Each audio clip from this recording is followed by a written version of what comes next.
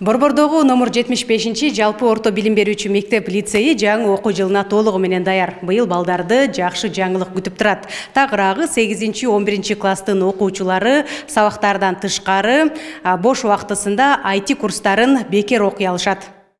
Мектепте 1000 бала окуйт. Алардын терең билим алуусуна жакшы шарттар түзүлгөн. Жаңы окуу жылынан тарта окуучулардын заман талабына шайкеш көндүмдөрдү өнүктүрүүсүнө көңүл бурулат. IT академиясы менен жана Яндекс компаниясы менен биргеликте IT технологияларды биздин окуучуларга бекер курстар менен окута турган болушту да.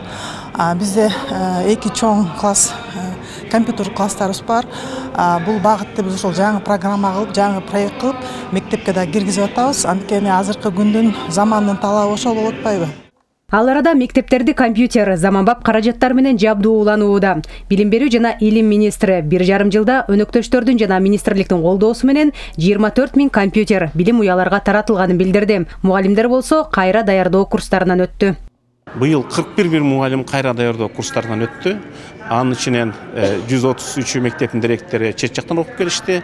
2232 мугалим 2 күндүк курстардан өтүштү. Бул тенденция уланмакчы. Кыргызстан боюнча тандалып 1000 англис тил мугалими кайра даярдоо курстарынан өтүштү. Кийинки жылдан баштап илим берүүдө дагы чоң жаңылыктар болмокчу. Быйыл 300 миллион сом бөлүндү. Кийинки жылы 2 эсе көбөйтөбүз деген оюбуз бар. Илимпос жаш окумуштарга атайын стипендия бөлүнөт. Жана эл аралык илимий Скопус журналына Кыргызстан 8 сентябрдан баштап кирет. Заман талабына шайкеш билим берүү менен катар нарк насил да унутта калбайт. Класстан тышкаркы сабактар киргизилет. Мектептерде АТН, окуучу жана нарк кодекс илинет. Бул тууралуу республикалык август кеңешмесинде айтылды. Ага министрлер кабинетинин төрагасынын орун басары Эдил Байсалов катышты. Бала бакчалар жөнүндө дагы өкмөттүк акселераторлор программасынын алкагында мектепке чейинки билим берүү кызматтарын көрсөтүүдөгү тоскоолдуктарды азайтуу жана бала бакчаларга камтууну көбөйтүү чакырыгы башталды. Жаңы конуштарда, мына Бишкек шаарында жаңы конуштарда үйлөрдө бала бакчалар ачылып атат, ишкерлер салык төлөөдөн бошотулду, лицензиялоодон дагы бошотулду. Азыркы учурда Бишкек жана Чүй облусунда 240 жеке ишкер каттоодон өттү. 5000ден ашык бала-балдар бакчасы менен капсыз болуудабыз. Ушу тапта мектепке чейинки билим берүү менен камтуу 26%ды түзөт. Алдыдагы 5-7 жылда бала бакчага барган балдардын санын 90%га жеткирүү көздөлүүдө. Буга катар мугалимдер күнүнө карата биринчи жолу мыкты тарбиячы, мыкты мугалим сыйлыгы ыйгарылмакчы.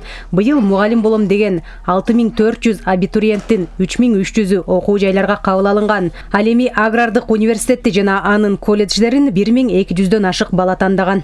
Ар бир кесиптин ээсин даярдоодо жакынкы мамлекеттерде, алыскы мамлекеттерде, ошол окуу жайларда окуу процессин уюштурууда, кесипке ош адистерди даярдоодо кандай ыкмаларды колдонсо, биз дагы ошолордон кем калбай даярдаганга аракет кылабыз. Бул жагынан Кыргыз улуттук агрардык университети көптөгөн эл аралык долбоорлор бар.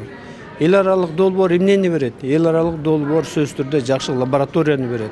Эл аралык долбоор сөзсүз түрдө жаңы ыкмаларды үйрөнүүгө мүмкүнчүлүк болот.